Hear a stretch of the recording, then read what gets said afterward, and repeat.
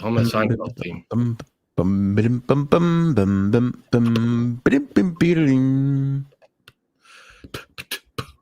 That's appropriate because I feel like I got Kramer hair right now. So. I feel like I have Jerry's hair after he saw Enzo. Oh, that's awesome. All right, the big dog's here. Frankie C's in the house. It's happening. Just in time to discuss Candace Owens getting called out on CNN. Unbelievable footage. Kanye apologizing to a rabbi. Yeah, not AI. Had to check that one a couple times just to make sure. Prince Andrew in some more trouble. Frankie C, this MJ biopic, this Michael Jackson. Did you see? I saw, and I saw some of it. I didn't sit down and watch all of it because I just didn't want to spoil stuff. Like I was like, all right, I want to go in cold. I want to go to fresh. I like to go in cold. Yeah. All right, good. Well, we're going to discuss that. Okay. Grand Theft Auto 6, another delay. Oh my God. What? News at 11. Diddy drinking in jail. Mark Sanchez has been fired from Fox Sports. The Starbucks Teddy. We got a Starbucks Teddy. We got a Starbucks Teddy. Like a teddy bear. And the last topic before AOA game time, my friends.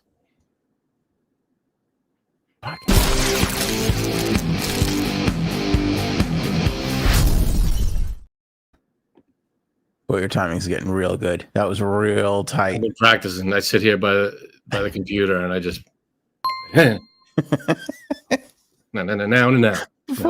Frank's like, before the shows, leave me alone. I can't. One stretching. It's not easy.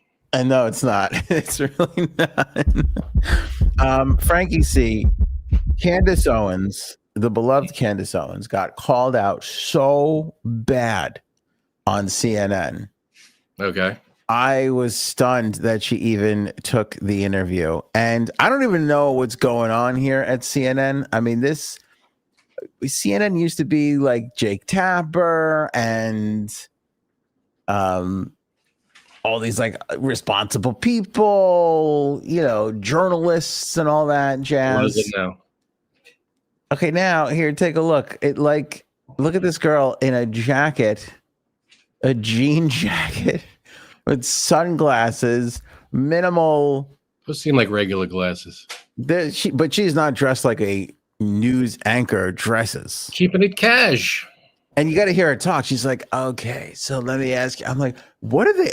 I'm like, CNN is just trying to like, who's the most like blogger friendly looking person? Like, let's put her on, All right, let me ask you some 6s and 7s. Am I saying that right? Some 6, 7s. let me do that. I don't know. All right, so this girl like lays Candace out. Like, I cannot wait for the Candace people to defend this and act like Candace doesn't get called the hell out. Take a listen. I believe that Charlie Kirk was betrayed by someone close to him. What do you mean? I think that in the coming weeks, there's going to be a lot of financial reports that are coming out. And I, first and foremost, do not believe that Tyler Robinson killed Charlie Kirk. I want to be very clear on that. Whether he was involved, I think the answer is yes. I think that's obvious. And your basis for saying he didn't act alone is what? I mean, come on. She's not even looking at her. She is like, you want to be, we need somebody who's alternative media-y, It's Sandra. She's great. I like it. I think it's a different style and it's very cash. I dig the cash. The jean jacket puts it over the top too. Oh. Good night to the little ones or whoever's there. Good night, Cece. She's so cute. Close the door on your way out. Yeah, it's just, I mean, I don't know, like put a jean jacket. Like she showed up in one of those news lady dresses and they were like, oh my God, we got to get you off of it. Who's got a jean jacket here? Like, that's the cameraman's jean jacket. She's all upset. She's like, what do you want me to dress like? Think of 90s Seinfeld. Like that's what just an oversized jean jacket. Pink and white stripe lining on the inside. Yeah. Yeah, I exactly. like it. I like the cash. Like, I'm tired of this sitting there with a suit and next to a fireplace and the. Come on, just give me the. I don't need the bells and whistles. Just give me the interview. I'm with you. I'm with you. Screw Jake Tapper. I'm on your side, man. We are aligned on this one. All right, let's see what happens. I don't know, maybe the weird Fed messages that were concocted out of thin air that had no timestamp and were written like they were speaking in 1822, among other things. Their lack of an ability to answer any basic questions about what took place. But do you have any proof that the messages were made up? Because that would be easily proven. Yeah, but they didn't put timestamps on them, and Discord came out and said they didn't exist. This was supposedly text messages, not Discord messages. It's my understanding from the indictment. I actually did not read that they were text messages. The indictment calls them text messages. What would it be like the feds are like on a computer, like typing it out back and That's forth? exactly what it is. The feds made up the text messages. But you don't have anyone from like the FBI telling you that, or law I have enforcement? leaks. Okay. Yeah. Has anyone leaked to you? And this? Tyler Robinson But has anyone said to you, even off the record, like, yeah, we faked these? I have very strong sources everywhere on both sides. Well, I look forward to seeing the evidence. Yeah, sure. Because when we keep talking about evidence, it's like, who's going to present that evidence? Like the mainstream media? Like who are you expecting to come out? Story. No, it wouldn't be. It would be. It wouldn't be. If the FBI, like if I had a source telling me, like if I had proof that the FBI faked those messages, that would be an enormous story. Yeah, I kind of feel like we live in a post-Epstein world, and we know how stories get shut down. See, that annoys me. Credit to CNN, by the way, on YouTube. Thank you for that short. That annoys me. Don't use Epstein here. That's not the post-Epstein. No. No. It would still be huge if we had solid, ironclad proof. Massive. The FBI faked a murder, something that proved that that would be huge. That's of course. Why would you think that it wouldn't be? Be massive. Absolutely massive. And the girl who's trying very hard to be alternate media is right. Like nobody's turning that. What? I think she's doing a good job of like Slowly almost like closing her eyes like a pothead. No, well, she's got like the Muhammad Ali rope-a-dope thing going, like make it nice and casual, relax, everybody's relaxed, and then just hit them with the, oh, here are the facts, by the way. Right. And like, yeah. I think she makes an excellent point. Like, if that's a real story, like nobody's gonna like. First of all, the Epstein thing got suppressed by ABC. That was but it was before Epstein was anything. It was just an interesting story, like any other interesting story. Like we just had another Epstein guy get arrested here in New York. People are talking about it, but nobody cares. It's not a big I didn't even hear about it. Yeah, it's like not really even a thing. So. But that's a different thing altogether. Like nobody's going to turn down this story. Nobody's going to turn down real factual evidence on anything revolving around the Charlie Kirk assassination. It's just everything. It's a hot story. Yeah. If you were on your show, or she was on her show and she was like, look at this. This is 100% proof. Yeah. The FBI faked this thing or lied about this. Here, look at the proof. I have it right here. That would be she would be on every show. It would be the biggest thing. Awards, Holy getting shit. raises. Yeah. It would, Kash Patel would be brought in front of everybody and it would be a huge it would be a huge thing. Yeah. Huge to do. What to do? It would be a to do. Yeah. Yeah, I agree. You're right.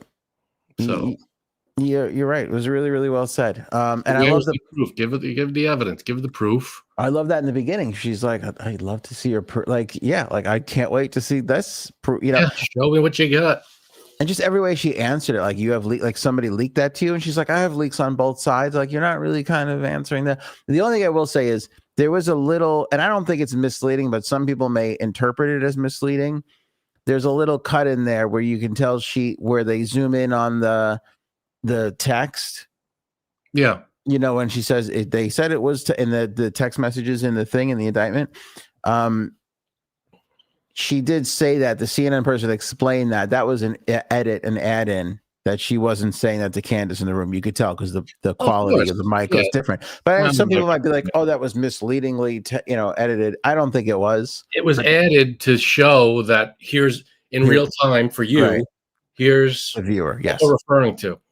Right.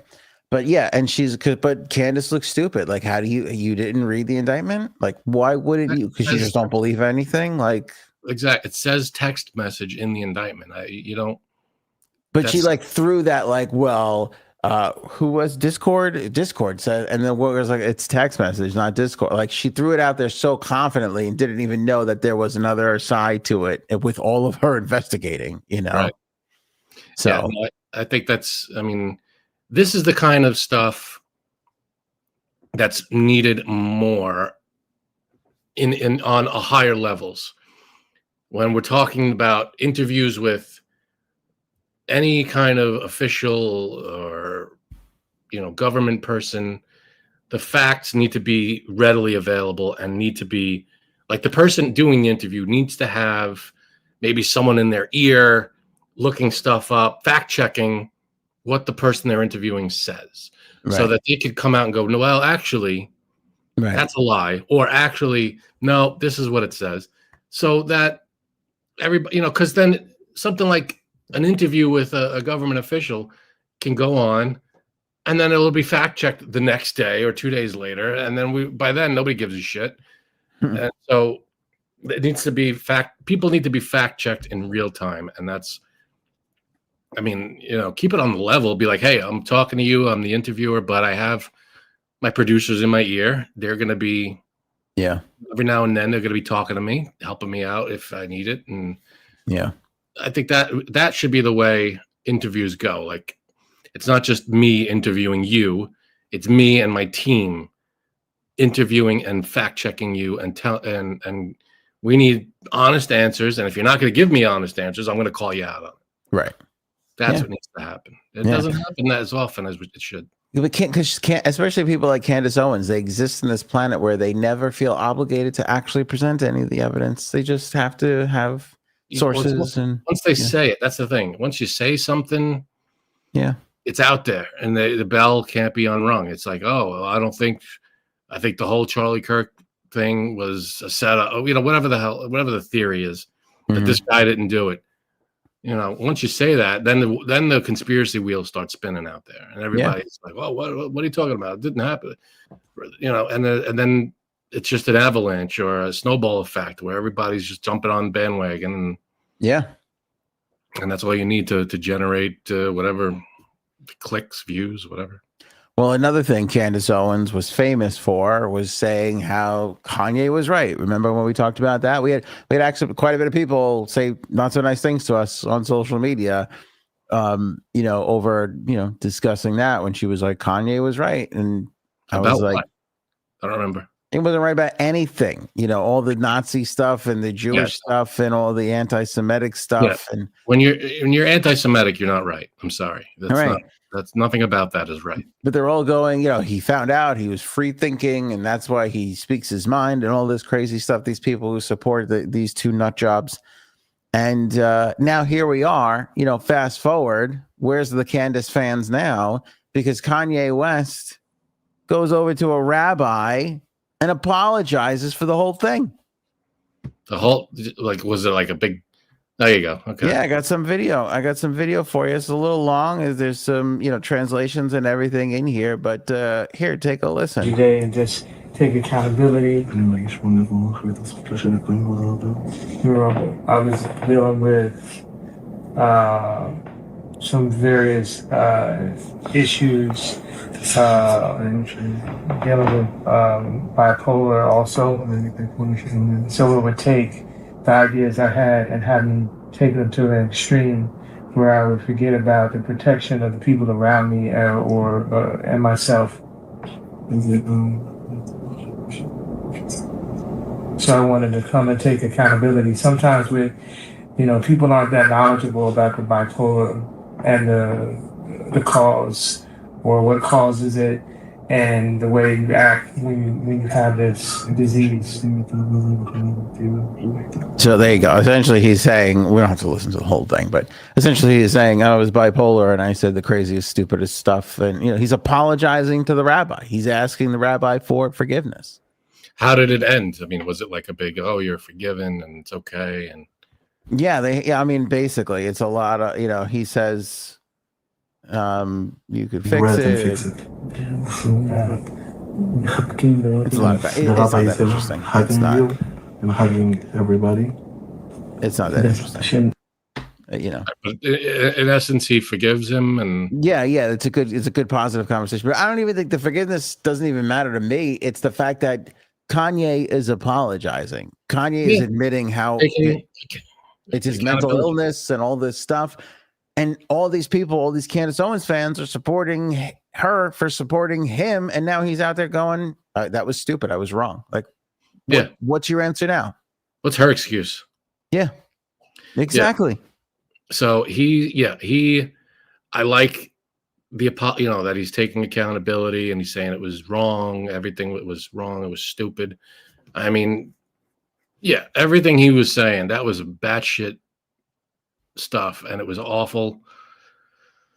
And the Hitler stuff, and holy shit. I mean, he went to dark places, and it was awful.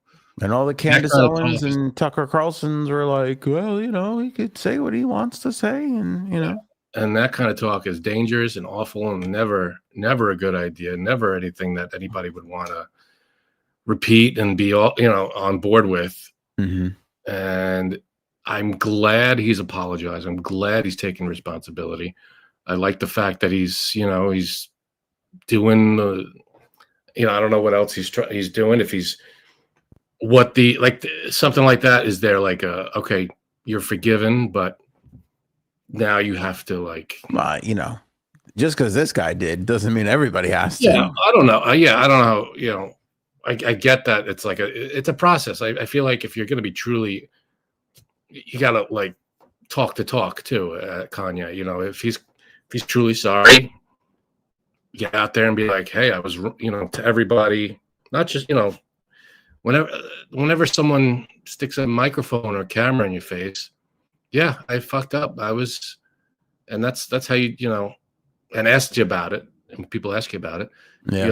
This was wrong. I fucked up.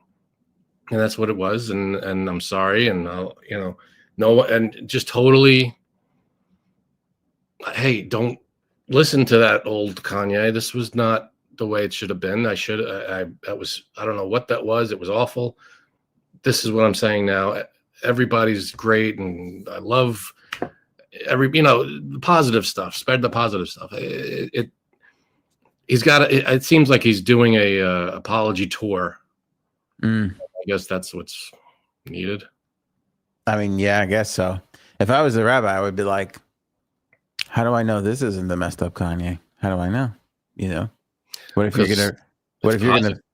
I'm just saying, no, what if you're going to go back in 6 months and be like, that apology Kanye was bipolar. He lost his mind. That's not me. That's not how. Well, if that happens, then we can only deal with what's going on now, and or what happened in the past. We don't know what's going to happen in the future. But hey, if it sticks, it sticks. And he, moving forward, he's very. I would have said it to Kanye if I was the rabbi. That's what I would be saying, and then I would follow that up with, Sphincter says what? You'd follow everything up with that. That's true. It's a good point. I don't know. The swastika. A lot of that stuff was awful. Yeah, Brooke. It was terrible. Yeah, it was awful. The swastika. I think he came out with an album, and the cover was like a swastika or something. It was all that shit is awful and terrible. And I honestly don't know because I stopped. I just stopped. Yeah, a lot of it was everybody kind of was like, okay, enough. Yeah. I don't want to see any of this anymore. It's not even a story anymore. It's so awful and stupid and gone. I appreciate the fact that he's apologizing and taking accountability for it, but he never. I don't know that kind of stuff.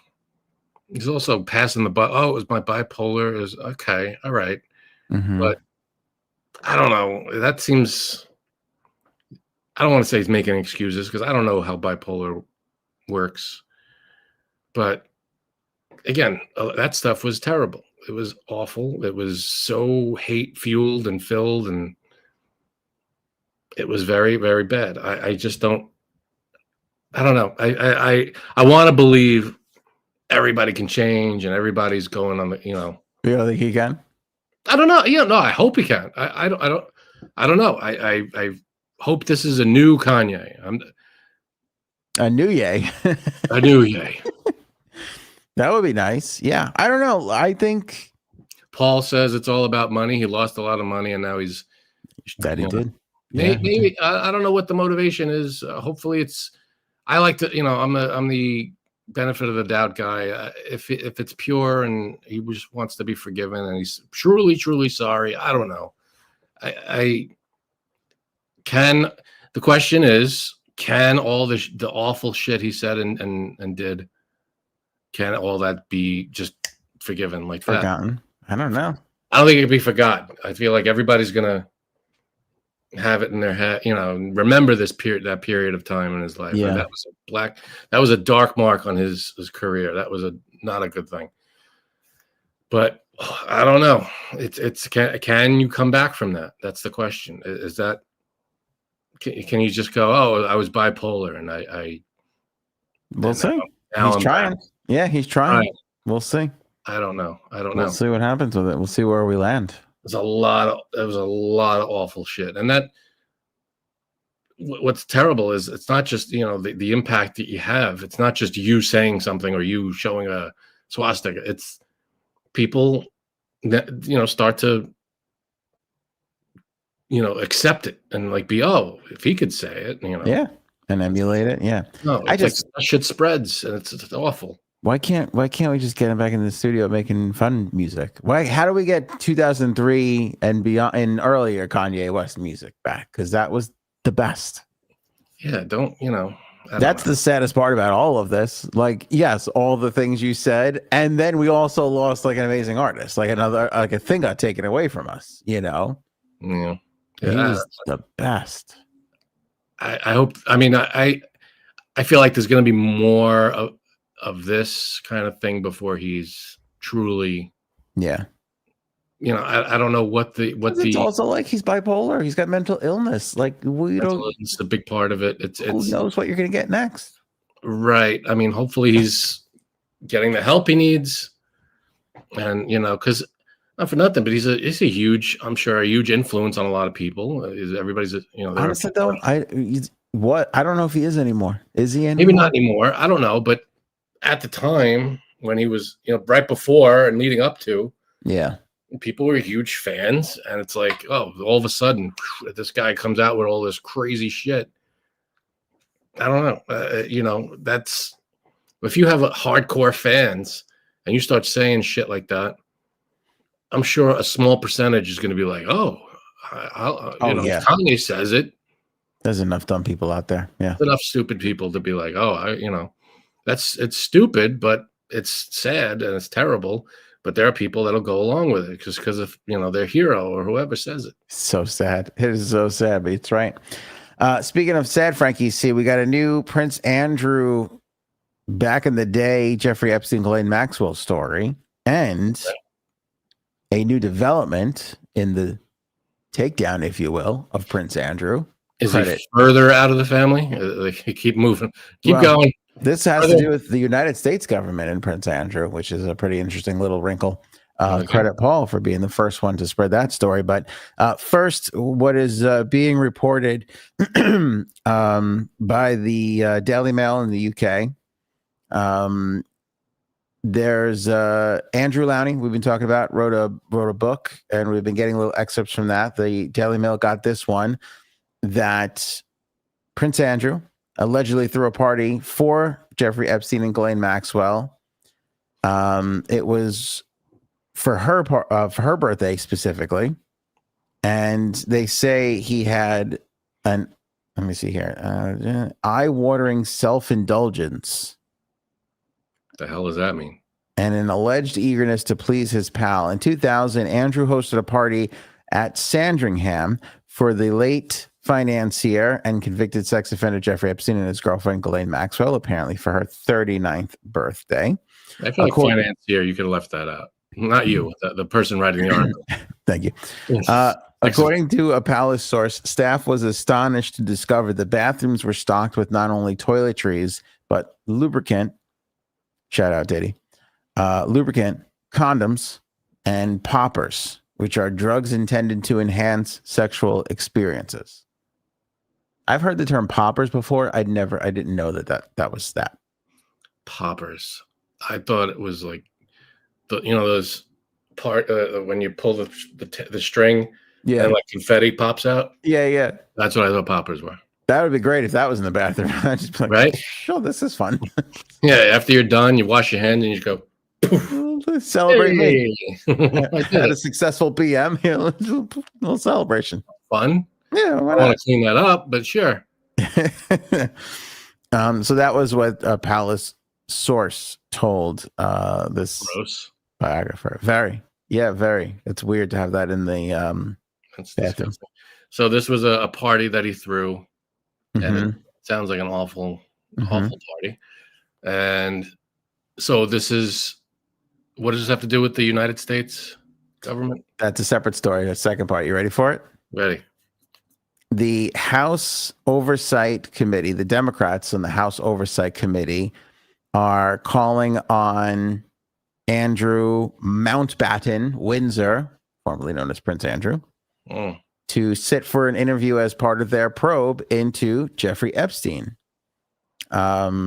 Representative Robert Garcia, Democrat from California, said the committee is seeking to uncover the identities of Mr. Epstein's co-conspirators and enablers and to understand the full extent of his criminal operations. Well-documented allegations against you, Andrew, along with your longstanding friendship with Mr. Epstein, indicate that you may possess knowledge of his activities relevant to our investigation. And he invited him to come and testify in front of the committee. When you say invited him, subpoenaed? They lack subpoena power in this particular instance. Okay. But again, they can, this is basically a letter and a note that they are publicizing so that pressure can be put on him to like come and volunteer yourself in. I guess it's the most stringent thing you can do when you lack the subpoena power. Okay. What would make him do that? He doesn't have to. Public pressure and scrutiny. And that would come in the form of, you got to put that on King Charles and Buckingham Palace and hope that they put that pressure on, get them out from under it and sacrifice. I have a feeling, it's when it's, what's his name? William? Mm-hmm. William. Right. I think you're right about that. I think you really were. Yeah. He'll take care of that, I think.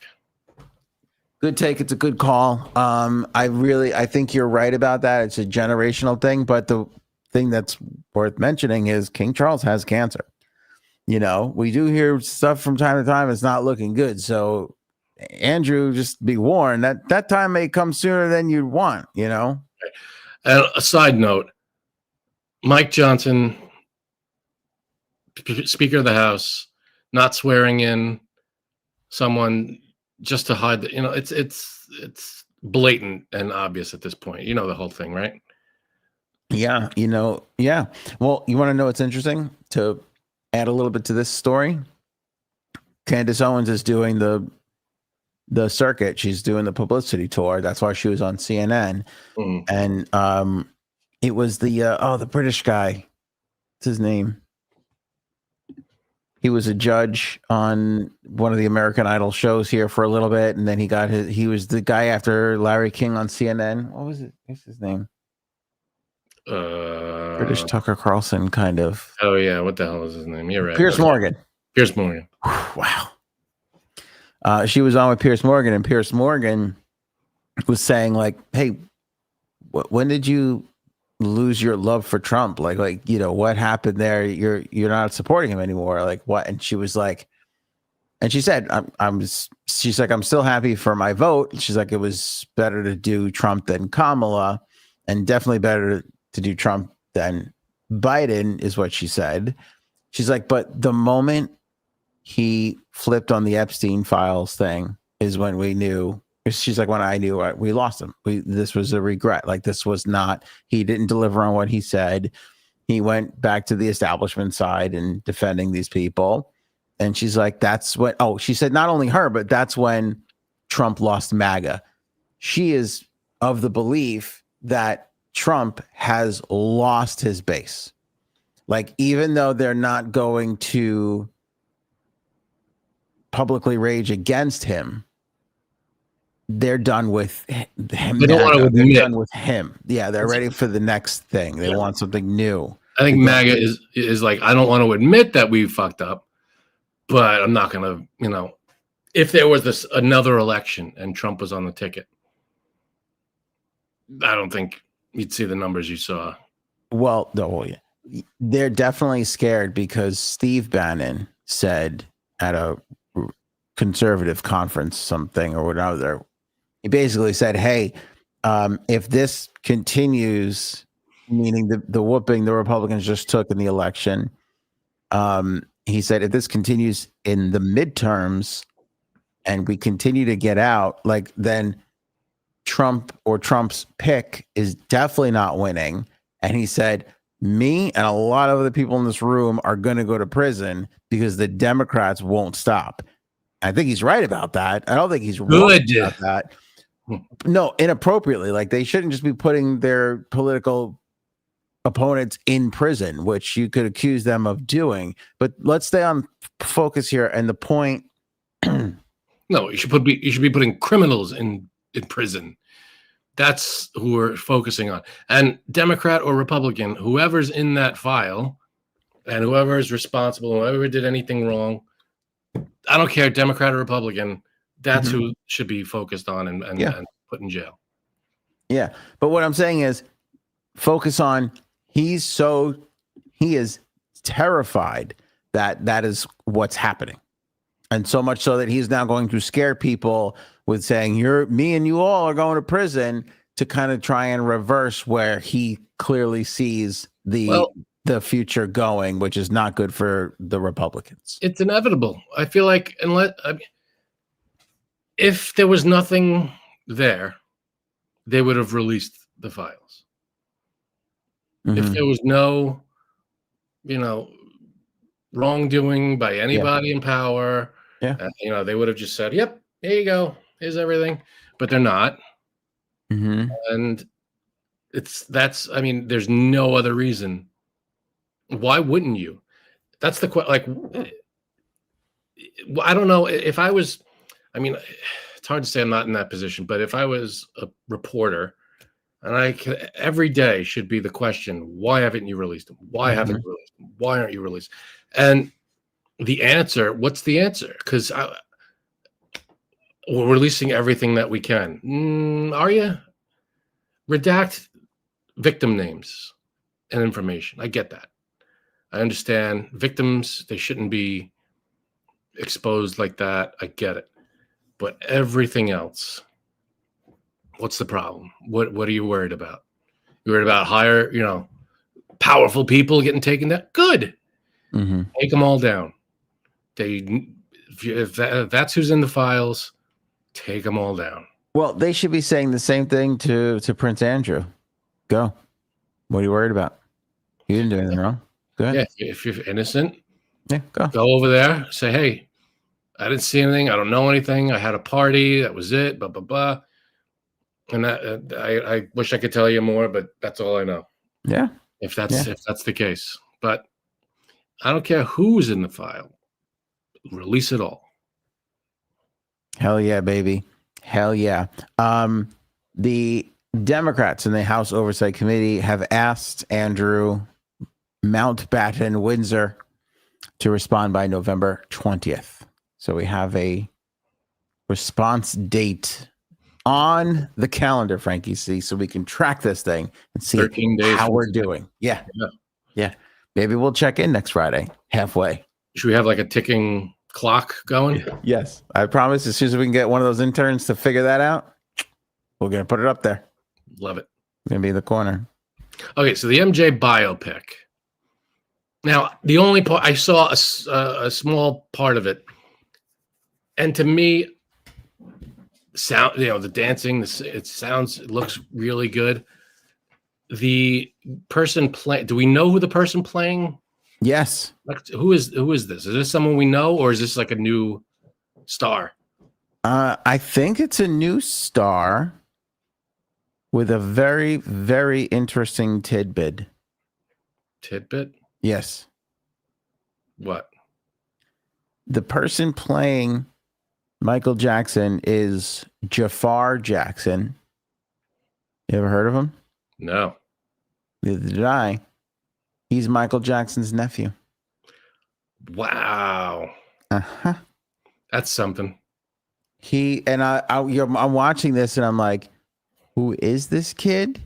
As I'm watching that, they just released the trailer. I'm like, and then I even had the thought, because Michael Jackson looks very different over the course of his lifetime. You know, that old joke of he went from a young black kid to a middle-aged white woman.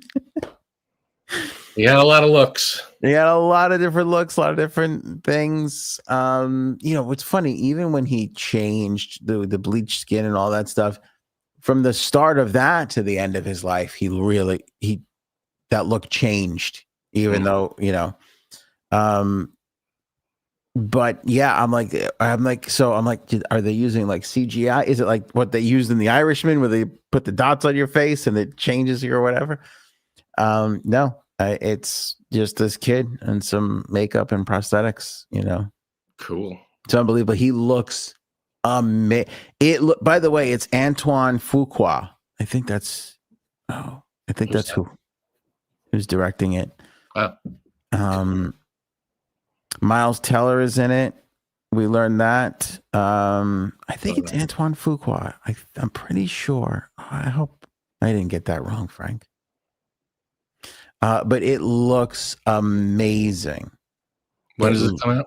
It looks amazing. It comes out in April, I think. I don't understand why movies take so long to make. I mean, they announced something. I forget what movie it is. But they're like, coming in 2027. I'm like, really? Mm-hmm. Come on, just film the fucking thing. What does it take? 3-4 months to film something? And then what are you doing after that? Well, this movie, it comes out April 24th. It was slated to come out in October. But this movie had some issues. They had to reshoot a bunch of stuff. There's been some I don't know, they were rewriting everything. It was put on pause at one moment. But the Jackson estate did grant them the music rights, so it's going to have the real music in it, which is a huge thing for these music biopics. Yeah. Imagine if it didn't. I mean, what the hell would be the point? Yeah. Well, they've tried to do some without it. It's very, very hard to do. It's very, very hard. I refuse to see the Bruce Springsteen one. Why? Because it's just from the trailer. The rest of America, by the way, everybody refused to see. I like Bruce Springsteen. But just from the trailer, it's like, oh, Bruce, you can't play that on the radio. Watch me. It's like, how many times am I going to go through this? The song is not right for America. It's like, I'm going to play whatever I'm going to play. Okay. And then they play it, and then it's a huge success, and then we move on. How many times am I going to see that? It's every friggin' music biopic. I just feel like this is, am I wrong? No, you're not wrong. You're not wrong, Walter. Oh, it's so different, and it's not the ordinary. Boom, but it's not the same thing that everybody's playing. So you can't play that, man. I don't know if stations are going to do it. What? You can't play that, man. You can't play that. Nobody's going to like it. It won't fit on an album. You're out of your mind. Nobody's going to buy this out. And then they play it, and they love it, and it's like, this radio executive or this record executive was so wrong. He's the enemy. He's the villain. It's like, all right. And the radio executive is always still around, so he's got to eat it, just so he can, yeah. He's like, I guess I was wrong. I could have made millions. And it's like, all right, this old tale. I mean, I get it. I understand. It's Bruce Springsteen is a huge story. He's been around for decades. Yeah. But I feel like you're kind of describing the Queen documentary. Queen documentary, pick a musical documentary, Yeah. and If it's it like, wasn't for that kid, what was it, Rami Malek? If it wasn't for him, he was amazing. but that's it. If it wasn't for him being downright amazing, that Yeah. movie would have sucked. I mean, there's with most of these things, there's more to it. You know, with the Queen thing, there was a lot behind. You know, a lot of other elements to the movie. With Elton John, with Ray, Walk the Line. You know, there's all kinds of different aspects, not just the music. But I feel like with Bruce Springsteen, outside of the music being whatever it was, controversial or not the right tone, whatever it was, Right. what's the other element there? And why do you look like you're wearing hospital scrubs? I look like I'm wearing hospital scrubs. I don't know. Okay, there you go. It's a weird color green shirt. It's like a It is weird. weird. It's like a pistachio green. Kind of, yeah. Yeah. I don't know. It's just these biopics, they're just all the same. Yeah. It's the same formula for the most part. They are. No, they are. And a lot of it gets. And then there's a little, okay, this one was addicted to drugs. This one, there's the you know, they were dealing with being a homosexual at a time when it wasn't as accepted. So, yeah, there are some individual elements to some of these movies, but with Bruce Springsteen, I feel like what's the outside of this music being different? Mm-hmm. What? Yeah, I'm with you. I think there's two things to that. One, the problem is Bruce was a producer, right? So he's kind of like there all the time, giving it, you know, like you can't, you know. And two, if you're going to tell a Bruce Springsteen story, this is not the one. What do you mean? Like it's just about the Nebraska album. That's it. Really? It's this one little time. It's not beginning to end, and it's like beginning to end is the best part of Bruce Springsteen's story. You know, as a kid, if it's about his growing up and you know, whatever, what made him write these songs and what, because they're all these songs are like stories. Yeah. Why did he write the song? Why did he write that song? If it's just about this one album. Yeah. I have to tell you though, when I was coming back from vacation, I think we talked about this. I can't remember. I could only download a couple things, and I wound up downloading one of these Bruce Springsteen, I'm making a new album videos, like where you hear the song, they perform it, and then he talks about how hard it was to write it and all the things he did and how he got there and everything. It's interesting if you like that stuff. But I watched it and I was just like, oh my God, 8 out of these 10 songs are brilliant. And like, I can't, and I started listening to the record. It became like a favorite. It was such a good little biopic-y, you know, podcasty thing. That Maybe it's good. Yeah. Maybe but I'm saying, like, I saw that and I loved it, and I want to see this movie. Everything you're saying is so right, but I'm like, I still want to see it. I mean, I get it. I'm sure there's fascinating stories behind the album, Nebraska, but I had enough of what's his name, the guy from The Bear. Oh, Jeremy Allen White. Yeah, Jeremy Allen White. It's a little much. It's a little much for me. Tony Danza was it Tony Danza or was it Angela? I don't know. That's comment to the episode so far. But I don't know. You know, and a lot of the interesting ones are the ones about the people who have maybe not. I don't know, from like that we don't know so much about. Like yeah, and people from the past that we. But I don't know. I feel like Johnny Cash was one of those big ones for that. Like we're really like. He was kind of gaining in popularity. And we didn't know much of, you know, he wasn't very,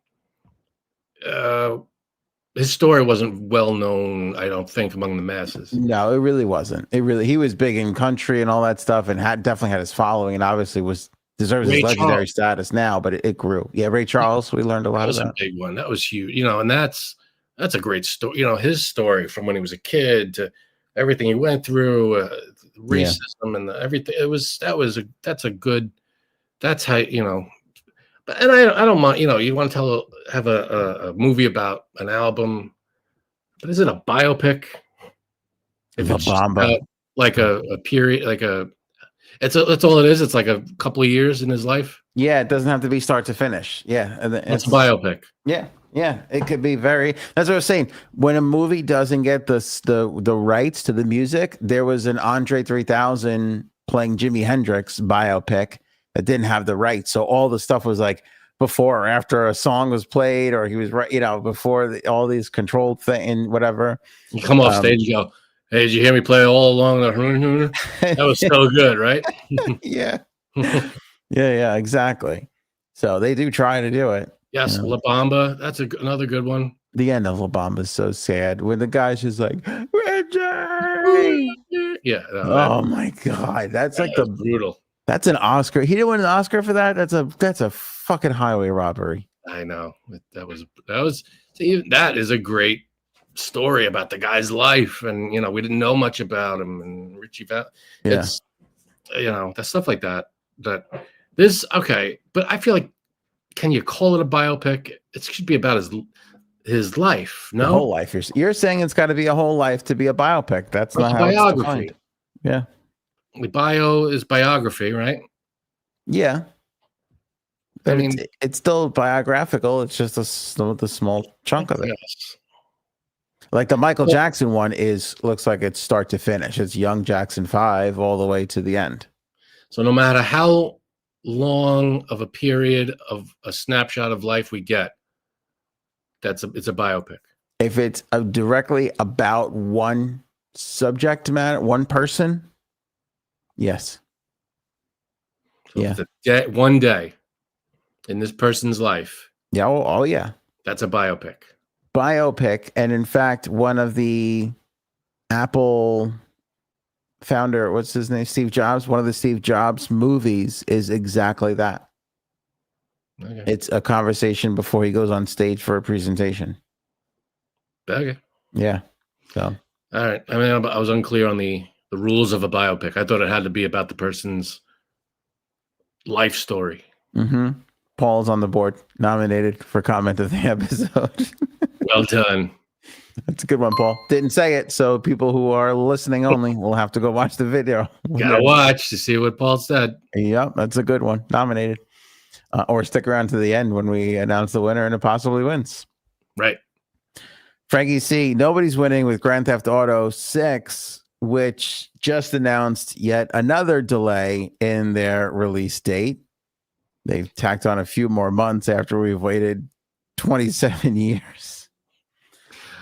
Is that real? When was the last Grand Theft Auto? Oh, it was like 9 years ago or something crazy like that, wasn't it?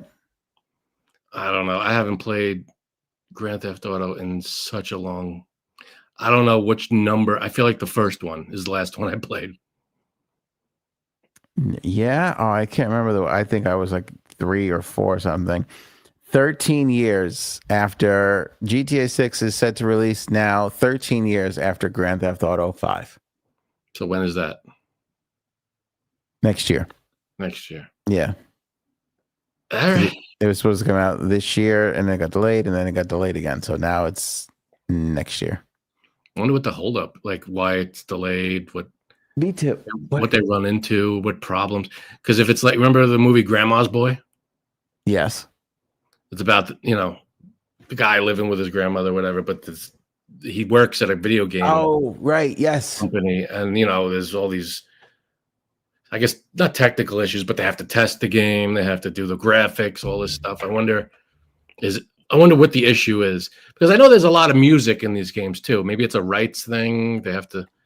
Yeah, they record a lot. They record fake radio stations, whole entire radio stations. Yeah, and I feel like they put real music, right? Real songs. Yeah, and they do. Then they do spoof songs and spoof commercials and stuff like that. Yeah, yeah. And maybe they're getting so realistic that they have to get the rights to like the person's faces.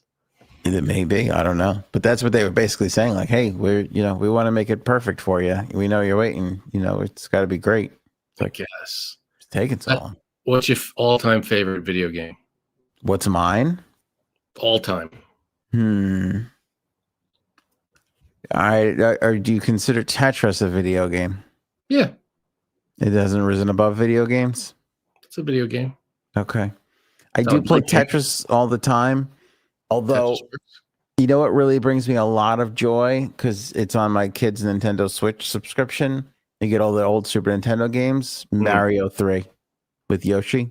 Mario 3 was really good. Mario 3 is so good. It's just so much joy to fly and spit Get the the feather. fireballs. Oh, I love all of it. It's great. I love You get that to game. loot and you skip 5 levels or whatever it is. Yeah. I love that game too. So, It's a really good one. what Yeah. about you? I have 2 that I played in the 90s that I wish I could play them today. I'm sure I probably could if I really went hunting for the system and the game. PlayStation, whatever, 1, 2, 3. I don't remember which one. But there was a Spider-Man 2 game. Oh, yes. Oh, not 1 and not 3. Spider-Man 2 Mhm. was the best. I mean, it was a free, like a, what do they call it? Open world. Free roaming. Yeah. You're roaming. You go through Manhattan. It's set up exactly like Manhattan, and you could go to Times Square, you can go to Central Park, you go down to the Statue of Liberty, and you could just go wherever, swinging through the buildings like Spider-Man, and you go all the place. All And realistic. All there. And you stop crime. All of a sudden you hear a siren go, and you go, oh, I gotta save that woman from getting mugged, or I gotta go over here. And you could do the missions. You go to the top of the Empire State Building. You can go all over the place. Mhm. And they had all these little secret, like, you go to this building and you can go inside the building and there's something going on in there. And it was just such an intricate, fun, nonstop game that you could just play for a long time. And it never got boring. That's a good one. Spider-Man 2 for PlayStation. That was a great one. The other game, I think it was, I want to say Nintendo 64, maybe. It's called Shadows of the Empire. It's a Star Wars game. I think I remember this. It's such a good game. I mean, It was a big game too. it's kind of exists sort of outside of the lore of Star Wars. It's about a bounty hunter or something like that. And he's like,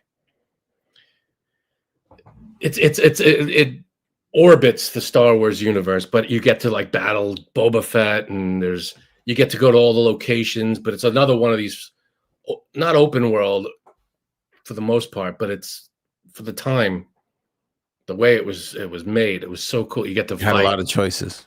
and you get to fight like all these cool things like from the movies. Like you get to fight the like I said, Boba Fett, and all the different like ships are all in there, and it was that was a fun game.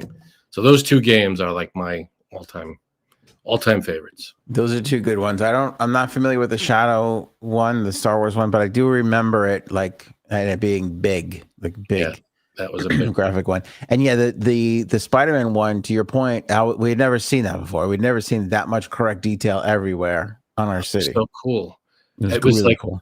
It was Manhattan, and I was like, holy shit. And you go to like his apartment, you swing to like his apartment was in the building from the movie, and you just have to go into the window and to get into his apartment. Yeah, it was so cool. The Flatiron building, every detail was so cool. And then they made the third game, and for some reason it wasn't as accurate.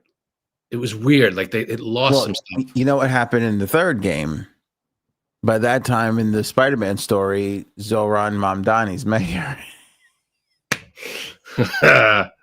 You see, you brought it back to politics.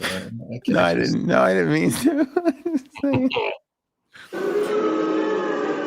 Check on the city. Have you heard from them? Because I think the way everybody was talking, the world was going to end. They were going to be gone. No, Zoran. See if they're still there. People got to get over it. It's going to be fine. Zoran Mamdani, I think, is going to be really good. Yeah. That I don't know, but I also don't really care. So that's why we don't live there. So yeah, whatever. But exactly. Screw those guys. Did I just stop you from going to a comment? No, I don't think so. Oh, it looked like it was going to a comment there for a second. Okay. Diddy's in jail drinking. This is according to one report. I will say the prison denied it.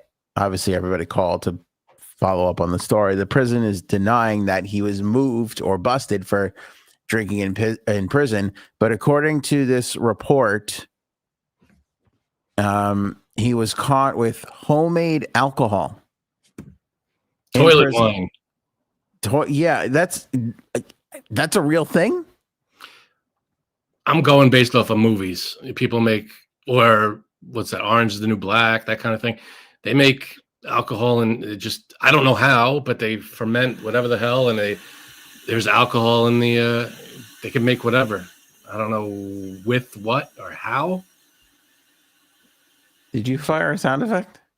No, that's my sink. Oh, okay. It doesn't by itself. It's a filtering system. It doesn't by itself. Oh my God, that was hilarious. I was like, is that the applause effect? Is that the lower one? I don't Every now and then it like filters. It's a filter system. Oh, okay. On the sink. All right. Well, good for the sink. Yeah. I swear to God, like I'm with you. I've only seen it in movies, and I didn't for some reason I didn't think it was like an actual real thing. But this is what, okay, Paul says yeast and rotten fruit. This is what supposedly they're drinking. Yeast. Yeah, where do you get I guess you got to sneak it in, baby. But then if you're going to sneak something in, just sneak in tequila. Sneak in the booze. Yeah. I guess yeast is easier to get in. Yeah, I guess so.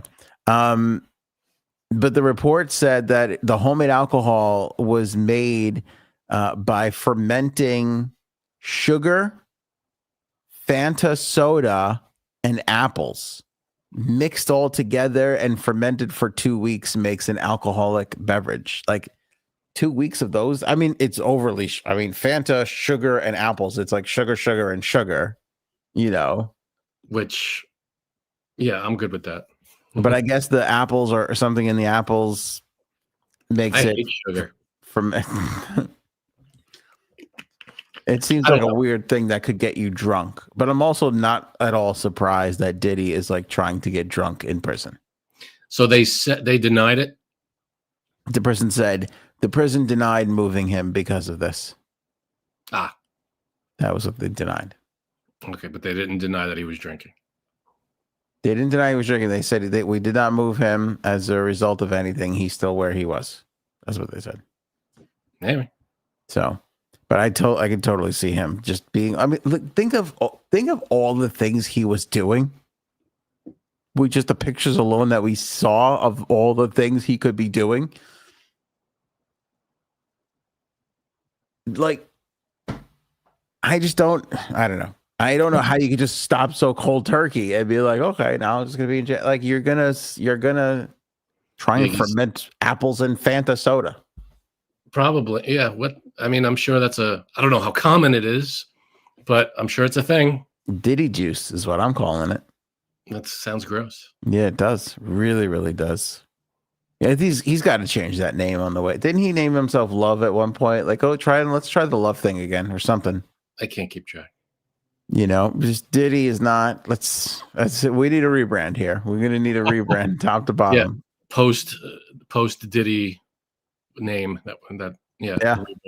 Does he have people? I'm sure he has. He's still got some money up. She's got people. Yeah. Like an HR team or something. I don't think he's got an HR team. I don't know what HR team is going to handle this. Yeah, they can't go near him. They're like, no, I don't think so. Can you imagine? I mean, I can't picture. What does he get out in 4 years, 3 years, whatever it is? 4 years, yeah. 4 years. I can't imagine his life after getting out of prison. Let me tell you something. I'm buying futures on baby oil. I am buying baby oil stock. Shelves will be empty. Oh yeah. We're gonna see the start of a bubble. That's a baby oil fountain. I'm working with what I got here.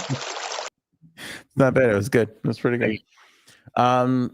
Frankie, we have to decide whether or not we want to hire Mark Sanchez because he's available because he was fired by Fox Sports for stabbing an old man. So, I'll pass. All right, I'm going to put you down for a no. Put me down for a no. Hard no. Is the old man okay? Frankie's a no. I think so. I think the old man's going to be okay, but not so great for what he did to No, it's not good. Yeah. You shouldn't. You're not supposed to stab people. Don't stab people, and you can keep your job. You know, Don't stab anybody. I feel like it's an easy rule to follow. Mark, we have to fire you because it's come to our attention you stabbed an old man almost to death. Should I not have done that? Was that not okay? Because if someone had said that to me when I first started here, that sort of thing was frowned upon. Wow, you caught the pass. That was so great. And you did more than I would have ever done because I didn't remember all of that. Yeah, see, that's why we are, the team here. That's why the lady's a tramp. That too. Sure. My other friend Frankie Blue Eyes told me that back in the day. But yeah, no, it's going to be it's a hard sell. That's not a good thing to show up on the resume. Yeah, I know. As a quarterback for the Jets. I was a sports announcer on Fox Sports. And you know what's weird? They don't fire these sports guys anymore. Like, if you're charismatic enough and a former athlete, I know a lot of them try to do it and they don't last for too long. But if you get that spot for a little while, as long as he had it, you've got 30 more years of a paycheck coming in. You're never going. They're not gonna, Yeah, I mean, they never changed those guys. How long was he in there? I think it was like 3 or 4 years or something like that. Like, he had been really building a thing. Yeah, no, that's not again, idiot. What an idiot. Stupid. You don't, that's something you could probably avoid. Frankie C, we don't have a Starbucks Teddy. I just put that there for people. That was there's nothing. There's no story there. Misdirection. Well, the story is, did you see these Starbucks Teddies? No. Starbucks just comes out and goes, hey, we're selling this little teddy bear. This little cute little teddy bear. Drink like a little clear glass teddy bear. He's got a little green glass Starbucks teddy bear? Green. It's like a glass. I don't know if it's plastic or glass. Oh, it's not a plushy kind of soft. No, it's something you can have a coffee in. Yeah. Oh, it's a cup. It's a mug of some kind. Yeah. Show me the picture. What do we got? Let me get it up for you here. Let's get it up for the big dog. Okay, so it's a beverage container. Okay. A beverage. So that looks like, I mean, is it going to be good for the hot? I guess Starbucks, it should be. Yeah, it looks like it's a hot and cold deal. I don't know. Can't really tell. Or maybe it's a cold deal because it's a polar bear. Maybe. By the way, everybody, if you didn't know I spoke sign language, this is polar bear. This is polar bear. Is it a polar bear? I don't think it's a polar bear. This is polar and bear. There's also lion, and jaguar, sloth too. I guess could be this. But you have to read toad. Kind of do, yeah, exactly. Stupid idiot. I guess they're going the Hess truck route. They get they should do a new bear every year or something, a new wintry animal. Like next year should be a penguin or something. It's something about that damn Hess truck. It comes back every year, and every year it's better than ever. I mean, they just found a way to constantly best themselves. It's unbelievable. How many trucks could they make? How many trucks are out there? I thought they blew through them all the first 30 years, but no, they keep the newest one. The newest one is back, and it's better than ever. It's like not an SUV. There was a race car that has like another race car inside of it. And then you open it up, like you lift up the whole top of it, and the little car comes out. I feel like they've done something like that in the past, but not like, it's different. It's never been a Russian doll. No, they had a thing inside a thing. I remember one year they had a helicopter. Those were cool when they started putting helicopters on. Like, we might need a helicopter to run our gas station. We were kids. We were like, this is awesome. I mean, that's brilliant. To be fair, I don't see any Hess gas stations anymore. Yeah, but they're still selling those little toy trucks. Have the toys. Where do you get them? I guess you just buy them online. Yeah, that's it. They got a website. They're just selling them direct to people. But I hate it. I hate the car. It's like, hey, here's a car and here's a smaller car. Look, it's a thing and a smaller thing next to it. Don't you want to buy this, kids? It's just like they spend all year trying to figure out what the hell are we getting. We're out of cars. I don't know what else.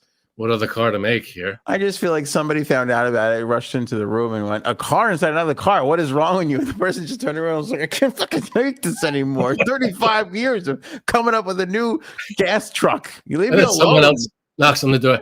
Hey, Jim, that's not a truck. Get out of here. It's technically not, Not a truck, pal. But Yeah. Hescock? Hescock, nice. Nicely done. Back and Yeah, but this bear thing sold out so friggin' quick. Everybody was calling the Starbucks, rushing to the Starbucks, screaming over. I saw one clip where there was like 47 drinks on the table because so many people had ordered to try and get the bear, and they were sold out of the bear, and there was just people there just like grabbing their coffee angrily and everything. And Starbucks had an issue, an apology. They were like, we're sorry. We tried to put something out that people would like. I don't understand. I don't know. I wouldn't apologize. Why? We ran out. What's the problem? People got crazy. Like, how could you? And they said, Starbucks said, we like crazy overestimated. We're like, there's no way we'll run out of this much. And it was gone within hours. I feel like, all right, make more. How hard is it to ship a bunch of, Think about how many you have to make. How many of these things could you make in an hour, in a day? I don't know, but they seem to be selling, so make them. Then you got to get 200,000, 500,000 of them. You got to get them all to different. It's going to take a couple of weeks. Time, but all right. Hey, we ran out. We'll have more soon. Everybody relax. Yeah. And build a cuck workshop. That inspired my Hescock remark. So nice. Oh, nice. Oh, nice. Again, bringing it. You had the Hesh trucks though, right? Yeah. Oh yeah. Me too. Do you still have them? I feel like I have some of them. I don't know where they're around somewhere. I don't know. I gave them to some kid. I forgot. I don't even know who. I can't remember. I just gave him. I go, it's because my mom started with mine, I think from the year I was born. Yeah. And had it every single year. And she's like, and I grew up with this, like, when you get older, you'll use this as a down payment on a house. Like, don't. I'm just like, this wow, it's great. This is your retirement. So, because people would be like, Aunt, you're gonna do communications in college. I'm like, don't worry about it. I'll be fine. I got a stack of Hess trucks at home. I can sail through this thing, and I got Hess trucks and Beanie Babies. I'm gonna be fine. Don't you worry about me. Don't worry about me, And just like at some point we were moving it around again, and my mom's like, are you gonna get rid? I'm like, Mom, it's not happening. Okay, you fell for a marketing ploy. Somebody put a story in the paper. I have to believe that the earlier ones are worth something. Nothing, Frank. None of them are worth anything.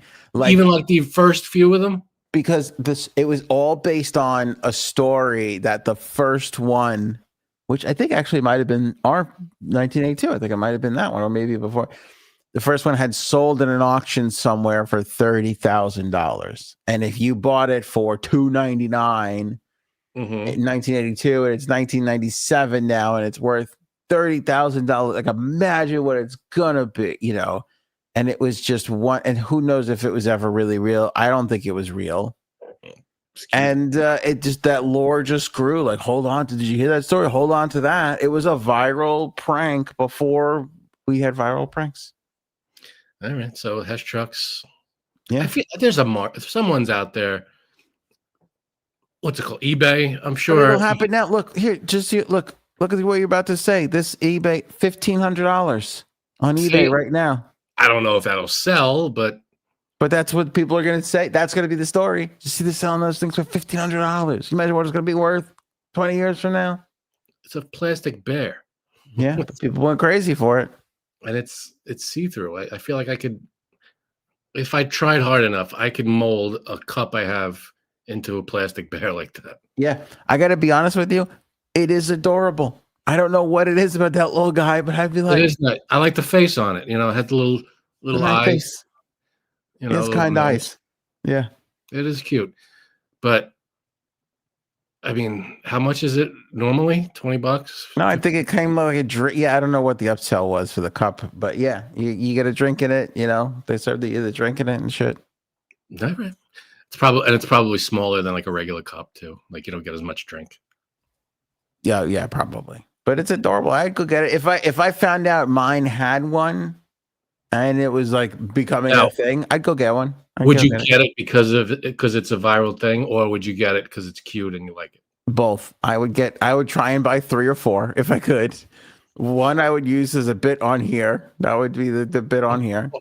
One I would hold on to in case it turns into $1 billion thing, and one I try and sell right now to see if I can pick up a quick 800 for some idiot who thinks it's going to be worth 40,000 in the future. Well, it's like the bobbleheads. You go to a baseball game and they got these, Yeah. What was the recent one? Maybe not. It was this year though. It was the Yankees were doing the George Costanza one. Right. Him under the desk. Right. People were immediately, as soon as they got them, selling them on eBay. It was a huge thing. I'm sure. I don't know. When is it ever going to go up in value? Probably not. If it does, what, $10, $15? Who the hell knows? Yeah. I remember my mother bought an autographed Mickey Mantle ball when Mickey Mantle died. That was what, 90 something, 8 maybe 9. It cost her $300.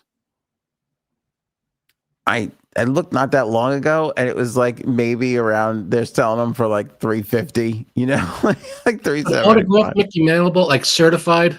Yeah. Certificate of authenticity. Mickey That's Mantle. all it's worth. It's not worth like thousands of dollars or millions of dollars. I would at least think it's in thousands, like a couple of thou for a Mickey Mantle ball. Some maybe special ones. I don't know, but like these were like selling, like literally, like she bought it from a catalog because she's like, this is going to be worth money one day. Huh? Still have it? That I still have. That I do still have. Yeah. Yeah, I still have that. I'm saying that some of that stuff, but that's big. I would have thought that'd be huge to buy or sell. That's a big item that you can't get anymore. Maybe he just signed a lot of shit and it's dime a dozen. Who the hell knows? Mm-hmm. Yeah. All right, Frankie C, it's time for the last topic before AOA game time. Okay. Aaron C is here for this. I have been accused in the past. Yeah. By people who shall remain nameless in the AOA community of coming up with horrible stories before the AOA game time. I would have to agree with that. This is not true. This is not true.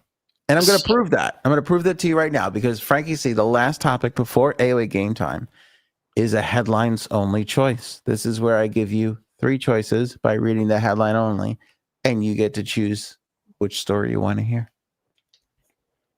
Are you ready? Let's do it. To show I am not a person who picks horrible stories, I went out and asked 3 AOAers what story they would contribute, and I have them for you. Starting with this one, Frankie C. Number 1 from Cuddles. She suggested Grammys 2026 nominations announced. Why was Taylor Swift left out? That was okay. Cuddles. That's a good one. The second AOA person would be me. And this is the headline. Adult film actress beheaded baby daddy after marrying her stepson. Who came up with this one? You did? Me.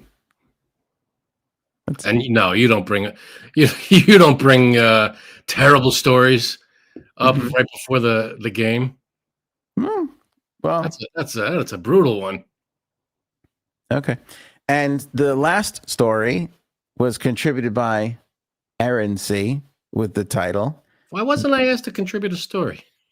The 5 things men need for a normal erection, and a very common complaint from those who can't get it up.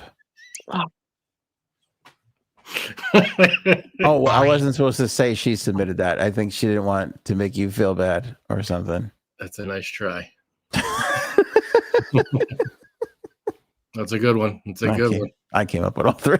Okay, very good. Oh boy. So whichever one. I guess Grammys. I mean, this is one of those situations where you set them up so that we're going to talk about the Grammys. Okay. You delivered it better than I imagined you would. Your delivery was so much better than I could have ever imagined. Thank you. Yeah. Now, again, I didn't read this. I don't know who the nominees are. I didn't know, I don't pretend to know, but my guess why Taylor Swift was left out is because you're probably right. Her release date. Yeah. Right, Aaron? Right. That's what everybody's going to automatically think. Well, what's the ineligible? Yeah. What's that? What's the cutoff? I don't know. I bet you, though, when we read this article, we're going to find out.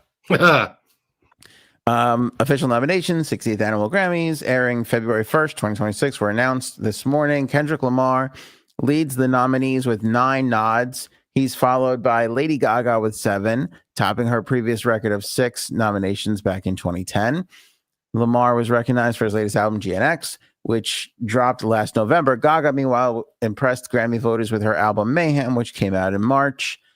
Newcomer Leanne Thompson scored 6 nominations, including Best New Artist. The other 6-time nominated artists include Sabrina Carpenter, Serban Gina, and Bad Bunny, who is performing at the Super Bowl 1 week after the Grammys. I hate articles. Bad Bunny made history as the first Spanish language artist to be nominated for Best Album, Record of the Year, and Song of the Year. Other stars recognized, blah, blah, blah. Do you want me to read all those people, or you want me to just get to the Taylor Swift thing already? Is it a lot? I don't know. Go ahead. Okay. Other stars recognized by the Recording Academy include Tyler, the Creator, 5 nominations, Doechii, 5 nominations, Justin Bieber, 4 nominations, Bruno Mars, 3, Miley Cyrus, 1, and Selena Gomez, 1 nomination. Timothée Chalamet scored his first Grammy nom for his work on the soundtrack for the Bob Dylan movie. He's nominated in the Best Compilation Soundtrack for Visual category. Taylor Swift was not eligible to be nominated for a Grammy. Her latest album, The Life of a Showgirl, was released in October of 2025, while the eligibility period for the upcoming award show was August 2024 to August 2025. Oh. So she will indeed be eligible for the 2027 Grammys. We were all right, Aaron C. Excellent. Okay, so no controversy. Should be fine. And we didn't ruin the vibe going into game time. Aaron C is here, everybody. Thanks, Aunt. I know it wasn't easy. Thank you. No. It wasn't. Our other plan was for me to come up with the most horrific thing I possibly could. And when I threw out some suggestions, Frank and Aaron were both like, never repeat any of this ever again. Oh, my God. These are not the stories to even be searching for, was basically Frank and Aaron's position on that. All right, Aaron C., what's our game for this week? All right, let's jump right in. I'm sorry, when we started the show, like when you guys started the show, there were 9 and now there are 12. So, oh my gosh. We got to get started. It is a blind top 12, blind top 5 with 12 spaces. And sorry, I forgot to tell you, you need your pens and your papers tonight. There'll be visuals that Frank will help with. And also there are 12. I've not seen the visuals. No, he hasn't. I just dropped them off while you guys were talking. All right, but if they're drawn really good, I'm going to be very skeptical. All right. One sec, you get the setup here. Go ahead. Okay. So this is called New Fall Programming. These are all new reality shows coming out this fall, but not really, because they star you two and our friends in the chat. Cool. So you know how I do. Oh, God, I'm still so embarrassed about what I'm going to be. Okay, go ahead, Aaron. Okay, so number one for the fake new reality show is called, you can hold it up, Frank. Am I doing the one? Okay. Is it this one? Oh, so Nikki? Yeah. Yeah, this one is Oh So Nikki for our Nikki. Do not call it Project Runway because it's not. It's Oh So Nikki, a fashion competition hosted by Nikki. I know. Can't got it faster. Oh, you need the visual here. It's so good. I'm sorry. Sorry. He's one of the judges. The contestants compete with each other to create the best clothes and are restricted by time, materials, and theme. And I definitely didn't pick that up from Wikipedia for another show that actually exists. So who would like to see this fall? Oh, so Nikki. Now, as usual, this isn't about the people. This is about the type of show it is, because we love all our people. Okay, so I'm sorry. The description again was it's a fashion show. What is it again? It's just like it's not Project Runway, Frank. It's Oh So Nikki. Oh, so Nikki, get with it, big guy. Right. Fashion competition starring Nikki as the host and one of the judges. Okay, gotcha. And Nikki's just posing. I just see Nikki in the poster, like, oh, so Nikki, like that. I'm so Nikki. You're right. It's almost so Raven. Right. All right, so I will put this. It was 1 to 12, right? Yes. Yeah. I'll go 11. Okay. Wow. Wow. He doesn't like fashion. Wow. Yeah, I'm not into fashion competitions. I know, but the wordplay is so good here. I mean, give it a little credit. Oh, absolutely. But I feel like they're all going to be. Oh, that's a good point. All right, I'm going 7. I like this because I hope Nikki's got a little sass, like a good old English judge. Just snotty attitude that we love so much. Worst dress I've ever seen. Yeah. Yeah, totally. All right, Aaron, we're off to a good start here. Next is next one. Number 2 is night owls / night birds. Do a ride along of sorts with Bird as she mans the front desk at a hotel for an overnight shift. Show starts at 11 p.m. and lasts till 6 a.m. Sometimes there's a lot going on. Sometimes there's very little. This is for fans of The Truman Show and hotels. So basically it's from 11 p.m. to 6 a.m. It's just the front desk of a hotel that Bird is manning. It's like It's like The Truman Show. Where is this hotel? Is it like in the mountains somewhere? What? Colorado. Okay. Is it the Shining Hotel? Sure. Okay. Let me tell you 2 things, okay? First thing, we're in a time where one of the most popular live streams on YouTube right now is a bar with no sound. It's always at the bar. Just the cameras on the bar 24/7. The one down in Fort Lauderdale. Yeah. So if you did the same thing at a hotel check-in counter, I think that would be widely viewed. Huge. Second thing, I feel like I kind of already read / listen to this show because it's kind of Bird's feed on our AOA Discord channel. Yes. That's true. So, you are an active listener. There's a lot of things, yes, and I am like a binger because I'll just fall so behind, and then I'll just read and watch and listen to a bunch of stuff. Not watch, listen and read, and then I can't. I'm obsessed about it all over again. I can't miss it. So where are you landing here?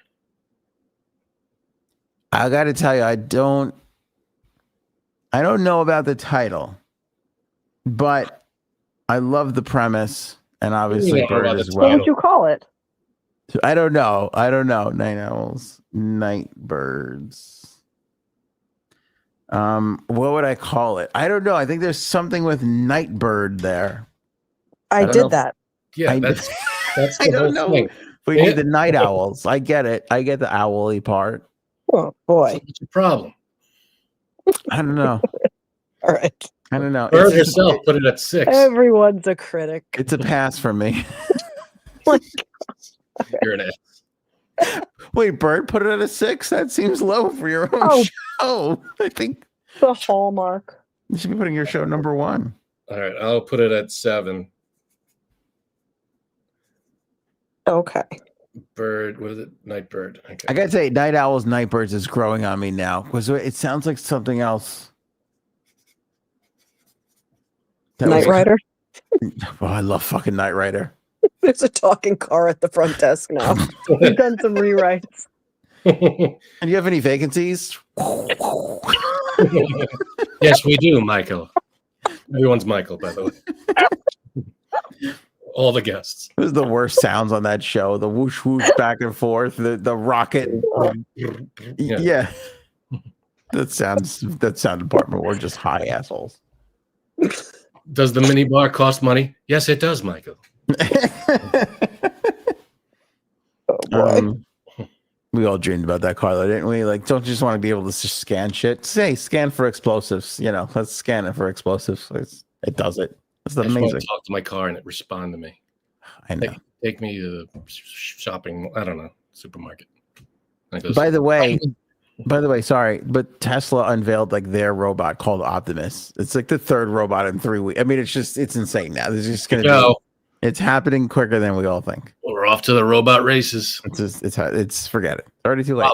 The problem is they're not. They're either going to be murdery or they're just not going to function the right way. That's right. All right, ready for number? I almost 3. prefer they be murdery because I can't restart another goddamn electronic. It's driving me crazy. Did you try shutting it off and turning it back on? All right, Aaron. All right. Number 3 is My Dinner with Rhonda. Rhonda, who knows many people in the biz, has dinner with a different guest each week, hear backstage stories, learn some never before revealed gossip, and discover what secrets get spilled when Rhonda serves her equally famous cocktails. I love this. So, that's like a Tonight Show kind of a thing. You bring out the guests, and it's all interesting stories.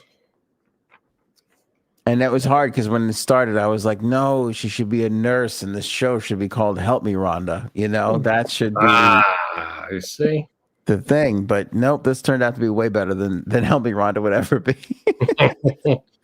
Oh, let's see. A lot of Bird 4, Lindy 5, Justice 6, Robin 2, Mercury 2. And Rhonda going against the grain and voting for her own show at number 1. Thank Rhonda's you, like, girl. this is a great show. That was 6. This is a good show. Where are you going? Rhonda got upset when Frank said, well, celebrities, John. No, Rhonda's like, no, I'm the fucking star of this show. Rhonda's got all the stories. That's right. None of those celebrities would be there talking if it wasn't for Rhonda. Right. So where I got My Dinner with Rhonda in at number 4. In fact, the slug line on the poster should be celebs say, help me, Rhonda. You got to let the Help Me Rhonda go. Friendly advice. And if you want executive producer, you're going to have to earn it. You can't just slap Help Me Rhonda on it and think you're going to get a cut of this pie. You're the one guy in the boardroom like, guys, I really think we're missing. Help Me Rhonda. It just writes itself. And everybody's like, get him out of here. What's he doing here? Just drop the Starbucks coffees on the table and leave, coffee boy. Coffee guy. All right. So where'd you put that in? I put that at 1. I love it. It's 1. brilliant. Wow. Yeah, it's gonna be good. It's gonna be great. Got rid of the 1 already. I mean, we've got 9 more to go here. I know mine's not going to be good. And I even thought, I don't know if Cuddles is on this one. She might be. And I went to Rhonda I gave up that 1 spot and didn't save it for my wife. Even knowing that, I still am confident in the number 1 pick. All right. Here we go. Here's the next one. You ready? This is so weird because Bird wrote AOA biopic, and then you said next one's Cuddles and you. Everyone got psychic on me. All right. So number 4 is I'm Here for Cuddles. Remember reality's first family, the Osbournes? Imagine it with the on-air family. See the daily lives, chaos, and heart of the day-to-day with the family that has Cuddles as the matriarch.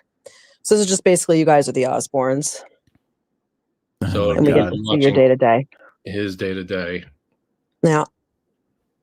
That's 12 for me. I got enough of that bullshit in real life. Honestly. Frankie C guest star to borrow the car. You're like, I'm the Willie Ames of this. I pop in with, hey guys, what's happening? Frank, you live nowhere near here. What are you doing? Figured I pop in. I don't know. And you're like promoting stuff. You're like, I'm just gonna drink my Gatorade or Snapple. Arizona brought to you. Only 99 cents for this son of a bitch. All right, I'm here for Cuddles. Since I can now have cameos, if I'm the repeating guest star, I'll move it up. I'll go to 5. Oh, look at the ego on this guy. Now that I'm in it, yeah, it's worthy. Meanwhile, I'm gonna make them blur my face. You guys know my wife, right? All right. All right, I'm putting that at number 2. Number Have 2. to. All right. Yeah, I got to put it there. Even though I don't even know my kids. The world's not ready for my kids. It's not. Oh, your kids are adorable. No, it's bad. It's really bad. You know what I like about your kids? They like each other. Whenever the kids are together, they're not like the terrors that like are fighting. I guess. Oh my God, my son got so on me. We had a little scene today. We had a little family thing today. Squabble. Oh, save it for the cameras. Oh my God. Oh my gosh. All right. Do you want to hear this story? As long as it's really long and drawn out. Wait, tell me how you really feel. Tell us. All right. There's this thing in the school where they have to make a Thanksgiving parade float because they have their own little Thanksgiving parade down the halls. I think I might have even shown you guys this. We made Snoopy out of styrofoam balls. We shaved the head and shaped it. It's amazing looking. The kid won first prize. There's no even prize. All the kids were like, "This is the best thing we've ever seen." He felt like a hero that day. Nice. So we made that for him. Last year we didn't do it because we were in Florida with the parents for Thanksgiving, so that we weren't here for the parade. So he didn't even make anything. He didn't partake. Now my daughter is in that same school, and she has to make something, and he's bringing back the Snoopy was so big. He was like, "Dad, what if we make Snoopy like Santa Claus Snoopy?" He's like, "Does that count?" Because he's like, "I just want to recapture the magic." And I'm like, "I'll tell you what, I think it does. I think that's good enough. That's all you need to maybe go back to back, Throw a hat and a beard on it, you're set." Yeah. So now she remembers how much time we put into that thing. And so she shows me 2 characters, which is basically an elephant and a pig. I don't know their names. And she's like, "This is what we're going to make." And I'm like, "Okay." She's like, "Dad, we're going to need a lot of styrofoam balls." And I'm like, "I don't know if we can actually make these things out of styrofoam balls." I'm like, it's a weird elephant shape. Like the Snoopy was so easy to do. It's one ball that we didn't do anything to, and the other one that we shaped like its head. It wasn't that crazy. So I said, "You know what, honey, honestly, look at this." I'm like, "It's a 2D drawing. Meaning like it's flat. Like you can see it's flat. I said, "What if we just got this huge oak tag? We cut out the shape that he's in. We do the black crayon so it looks exactly like it looks on the page, like the real character and who it is." Mm-hmm. She was like, "No, I don't like that idea." Like flat out rejected me. Yeah. And then she goes, "Oh, my teacher said," she's like, "I already drew what I was going to do and it has to be exact." And that was yesterday. So today she says, she brings it up again. And she goes, "No, I already drew it." I said, "Yeah, but we talked to your teacher and she said it's okay if we change it to make it look more realistic and authentic." And she went storming off and started crying. And then my son was like, "No, Dad, I'm going to fix this for you." And he goes, "You're a good dad, but you messed up. You're here." adopted. And I would, Dad, I got this. Sit back. no, but he said to me, he goes, "You're a good dad, but you messed this up. I'm going to get you out of this." And then he's giving me all these ideas on what we could do to make her happy with this thing. And I'm like, I thought I was making her happy. No, you kind of cheated her out of the effort that you put into the Snoopy. I know, but it's like, it would be huge. Because she said to me, she goes, "Dad, the most important thing is that it's huge." I go, "Well, oak tag is like huge." I'm like, the styrofoam balls are like this big. It's not that, I'm like, it'll be really realistic. We'll get a huge stick. You can hold them up. You can make them dance together. She was like, doesn't like it. So you got to get the styrofoam. You created an animal. You got to get the styrofoam now. And I know. so they make the big ones, right? I don't know how big they get, but it's a weird elephant shape. It's like a big gumdrop. It's like a weird, and then it's got a rat. Yeah. Those styrofoam coolers. Those they're not square, but they come to almost like a yeah, maybe trapezoid. They kind of come down. You just turn that over. That's the back. You get the styrofoam ball for the head. But it's like, then we got to paint it gray. And then I'm like, how do I make the arms? Like his arms look like they're flat. You know, you could see they're flat, like they're flat, you know? Huge flat. His legs are like flat. There's no definition. There's no shadow. There's no, Right. He wasn't drawn 3D. He was drawn totally 2D. Well, yeah, but that's not what, if she's looking for 3D, you just they make cylinder shaped styrofoam, right? I guess so. I hate Or it. like a Michael's or craft store or something. They have all that. I hate it. And then it's like it's gonna be $97 by the time we're done with this fucking thing. I blame you. I blame you for this whole thing. Oh my god, I just can't. This is not on your kids. This is on you. Every time I turn around, I go, $34 for what? Like, we're not gonna remember any of this. Like, what are we doing? You take pictures, right? You got all the. No, not of everything. Let me tell you something. That really slows down around year 8. You really start to get like, all right, I got you at your birthday. I remember. We all remember what you look like. And then one day you're going to be rooting through boxes and you're going to find the elephant head or something. You're like, oh, remember this fucking thing? Yeah, I have a harder time letting go of some of that stuff because of all the pain and effort and time you put into it. You know, it might make the yearbook. You never know. You never know. You never know. All right, Aaron. See, I'm sorry. We got off track. No problem. We're jumping into number 5 with speaking of art and Frank, The Joy of Painting with Frankie C. It's certainly not easy to continue the show without Bob Ross, but if anyone should try, it's artist Frankie C.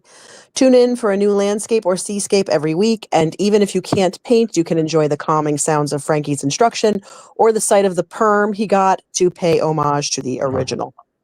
I hated this until the perm. That's what makes it adorable. Yep. Man, I'm in.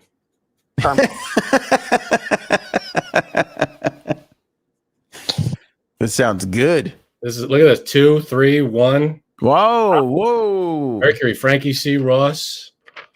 This is look, I got the paintbrushes up here. Mercury 4. Oh, I like it. Was that intentional? That was intentional. 9, Miss Justice. Oh, come on. Oh, those are fighting words. Yeah, I didn't know. No, it wasn't intentional. He didn't know this. Okay, to be fair, Frank, Miss Justice gave it a 9. That's a 9 in Canadian, so that's about a 6.5 in American. So you're doing okay. Exchange rate there. I guess. It's not good. Yeah, the exchange rate. You can't. You're doing pretty good. 6.5 is not bad. I'll take it. So Rhonda, I love painting. So 4 is my highest. I would have to put it at 1. I would have put it at 1. I love this for several reasons. One, you said Frankie C. Ross, which is going to be what I check into hotels as in the future. It's going to be my own. Yeah. And 2, I love the idea of it's not Frankie getting his own painting show. It's Frankie taking over the franchise. You're turning the art of painting into the Tonight Show by making this switch. And I like that. That's big. Okay. Number 4. I mean, legally, I don't know if we can, but hey. Anything goes. That's what none of these shows would pass legal. Like none of these shows would pass legal, so we don't have to worry about that. That's true. But I'm in. Guess where I put it? 1. Yeah. You rounded us. Here's my list so far. The Joy of Painting with Frankie C. I just wrote Frankie C. Ross. I literally just wrote Frankie C. That Ross. works. Yeah. All right. Nothing personal, Frankie. All good. It's all good, Miss Justice. Okay, we're halfway done. I'm sorry, hon. Did we talking? Nope, go ahead. Okay, we're halfway done with Zoso Vroom Vroom. Everything cars with Zoso.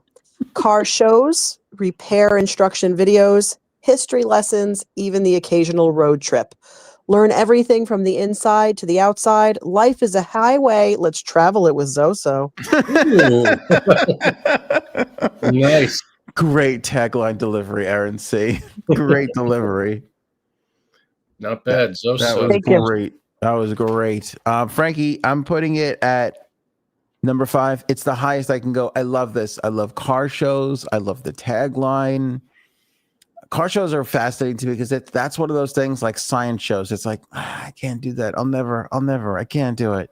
I'll never have the ability to do it. People have the knowledge to fix things and upgrade it and reimagine something. And you could, you just don't. No, I couldn't do it. I can't dunk a basketball.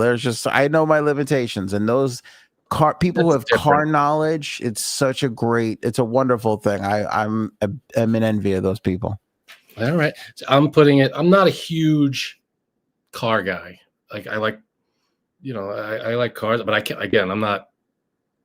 I couldn't. I wouldn't be able to. I could change a tire, but I'm not a big. What's under the hood. I have no idea what any of that. Yeah. How many horses you got there? Yeah, I have no clue about any of that. But hey, maybe it'd be fun to learn with Zoso. I'll put it at. I'll go to 8 on that one. Oh, okay. 8. So Zoso, vroom vroom. Don't forget who gave you 3 higher points there, Zoso. Okay, just remember somebody put you at 5. I don't know. I'm just not. Again, I'm not a big car guy. I respect people who are. I'm just not into that kind of stuff. I love Lindy quoting you, Frankie C. Not a car guy. Oh, not a carburetor guy. More like cuckerator. Am I right, Lindy? All right, come on now, Aaron. All right. Number 7 is politics. Uh-oh. Oh, Let's that's really good. Let's talk politics with Paul. Paul, you still out there? I hope so. It's a call-in show with all kinds of topics, but only one theme, politics. Get Paul's take on the latest happenings in America. Just promise not to forget about AOA. Oh, I like that a lot. It's a good one. Politics. Yeah. See, now I might have to go higher on this one. Paul, you might have to just get politics.com just in case you ever decide to make that a reality. Just have it. Oh, I already trademarked it. So. Oh, nice. Burn. Yeah. Oh, it's going to cost you a few extra shekels there, politics. Yeah. Politics. Yeah. Good move. I got this at number 3. That's good. I'm tuning into politics. Yeah, me too. I'm not missing an episode. I'm also a regular caller. A politician? Sure. You're welcome. Did I get any P credit out of that one? I'm putting politics at 6. I wish I could put it higher, but that's the highest I got, politics. So you got 6. I still got some good. I got 2 available. I got 12 available, and I got a bunch. 2, 6, 9, 10, and 12. Nice. 7. That too. All right, next. Here we go. Okay, next up is number 8, which is Robin's Nature Cam. 24 hours of Robin's cameras that catch the natural goings-on of Idaho, Iowa, Indiana, or Illinois, wherever the hell Robin lives. See foxes and deer and birds. Okay, I love this because I love the location description. And I also feel like I do watch this on the Discord. This one I do get to watch because Robin puts a lot of videos up and they're great. And I can't imagine like a live. I would just be tuned in all the time. Yeah. I'd be getting up from like 2:00 in the morning, old man, I got to pee moment just with my phone like, oh, it's amazing. Well, I wonder if something's going to happen while I'm peeing. You know? Oh, yeah, deer. Look at that. What's this deer doing up at 2:00 in the morning? All right, I'm going. Or whatever time it is in Idaho. Idaho. Idaho. All right. All right. A lot of people like this. Where you put it, Frank? 6. I have to put it 8. Tragically, this is terrible, but it's the highest I got. I played this all, but they've all been great. Yeah, someone's loving the fall lineup. Everyone's loving the fall lineup when it's us, when it's you guys. We should have and by that I mean everyone in the chat and stuff. What? We should have our own network, the AOA. Network. Oh, that'd be nice. ABC. It's AOA. I do kind of like the Aaron C network though, like I don't know, ENC. You tuned into ENC last night? Doesn't make sense. I don't know, but Aaron News Network would be the okay. Anyway, go ahead. Who's ready for 9? That's ENN. Number 9 is Annie. Get your fun. Follow Aussie Annie as she shows us the best parts of Australia every week, and every episode ends with a segment. Not Aussie Annie, but Saucy Annie, where she reviews the naughty fun of Australia, like the Thunder from Down Under review and the Australia Burlesque Festival. So, Aussie at the end of each segment is Saucy Annie, which we love. Love that. See, that's a good one too. Although oh, a man, little disrespectful to the Jets fans who lost the great Sauce Gardner to trade this week. Feels like that was a little insensitive, but screw those Jets fans. what Right, are you Aaron? talking about? I don't know. That was funny to maybe two people. Go ahead, Frank. All right. It's a tough one. Annie, get your fun.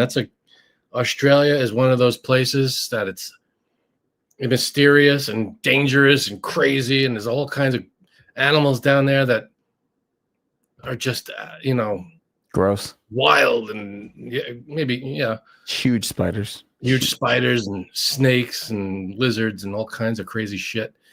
But I don't know. That's a good one. The highest I could give is 2, but then the next one after that is 9. So I don't know if This is a tough decision. tough, because that would be an interesting show. I gotta go 2. It's a good call. It's Annie. It's Australia. It's crazy animals. It's the full. It's a complete package. I gotta go. Yeah, that's a good one. That's a fun show.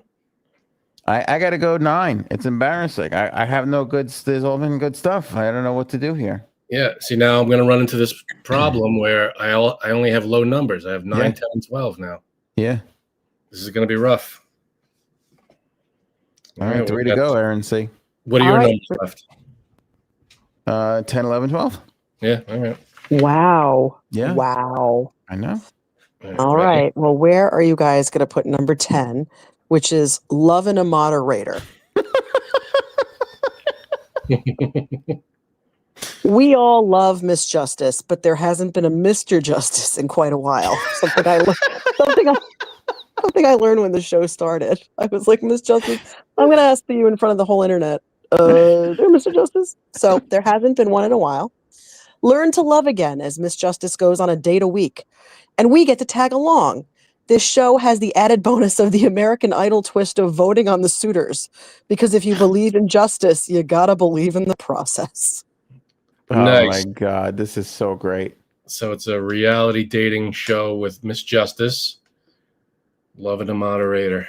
I just love a sassy gal going out there and finding her forever person. I love that story. Who doesn't love those stories? Good one. That's a good. See, the problem now we run into is I'm at the bottom here. I only have low numbers. I know. I got to give that 10. 10's the highest honor I could give it, and it's embarrassingly low for a show of that caliber. Yeah, I gotta go 9. Loving a moderator, living it up while I ban this clown. That's the theme song right there. Which somebody had to do earlier. My God. All right. All right. So ready for the penultimate? Here we go. Okay. This is Christelle It Like It Is. This is obviously Christella. Each week, Christella tests things so we don't have to. From strains of cannabis to which hotel, motel, Holiday Inn has the most comfortable cuck chair, Christella is going to tell it like it is. So that's another good one. So great. It was even great the way Frank had the sign upside down. It crushed the extra Christelle It Like It Is. That's how the opening title is. When it comes on the screen, that's the opening. And then it goes. Whoop. Love it. Love it. See, I only have 10 and 12, and I gotta go 10. You have to. I got to go 11 for the same. I got 11 and 12. It's great. Christella Like It. And all of these shows I would watch. Yeah, well, you got to know what a comfortable cuck chair is. Right? Yeah. Christella Like It Is. Going around testing out stuff and giving you the lowdown on everything. I love it. Fabulous. Now, this one is going to be number 12. You too? Yeah, it's tough. It's a tough one. All right. Here we go. Here's the last one, hon. Okay, the last one is You Better Merc. Mercury. She follows bands around on tours and often gets a peek backstage, meaning she has to be mother, babysitter, wife, and therapist all in one to some very fragile egos. Join the fun for all the stops and see if you can enjoy the magic after seeing the wizard behind the curtain. So that's what Merc does. And she gets the final spot. Does she follow the band that wrote "Help Me, Rhonda"? Oh boy. What is with you? Trying all episode all the angles. to bring that one back, and just ran out of time. I had to shoot on the last shot. Nice shooting. That's great. Music, the lore, late night, getting in trouble, Mercury. I mean, On the scene stuff, all good. Again, all these are good, and I watch all of them. Yeah, it's tough to. Of course, this list does not reflect my interest in these shows because they're all good. And I went too the fashion one I put a little low towards the beginning, but it would still be a fun show, and I think that would be good. They're all good. I'd watch every single one of these shows. Yeah, all of them. All would be good. Thanks for letting me be part of this, guys. Great Have a great job. weekend, everybody. Oh, Aaron, it was so good. Bye. Excellent job. That's Erin C, folks. Pick up Erin C's book, Oval, available right now. Link in the description below. Erin C wrote that wonderful book. It's available for you to buy. You can also download a digital copy if you want to do that, or buy a physical copy like the one Anthony is holding up. Oval, a novel written by Erin C. Pick it up today. Phenomenal book. Phenomenal book. Yes. Phenomenal episode, Frankie C. It was a good old time. We had a lot of topics. I feel like we got through, we did justice to all of them. Didn't miss justice to all of them, I like to say. You do like to say that. Yeah. Remember we were talking about it before the show? Yeah, sure. Yeah, totally. All right, Big Dog. Hit that like and subscribe, share the episode, get us out there to more people. And it really helps us out, especially just liking the episode helps us out. If you could do more by sharing. Huge help. Yeah, big help. If you didn't at least like the episode, the least you could do is like it. If you didn't do that, you've literally stolen comedy and information. Well, how could you live with yourself? How are you going to sleep tonight? You get the internet police will be after you. Exactly. You'll be saying, "Help me, Rhonda, get out of this situation." You know? Is that what I'm saying? We'll not let that go. It's like, that guy on the Cuck podcast? He just won't let go of this Rhonda thing. It's so stupid. I don't even get it. That's the next t-shirt, I think. I think you're right about that. Oh, speaking of next t-shirt, tune in next episode. What? Show me potato salad. How you like that? Maybe we should go now. Go ahead.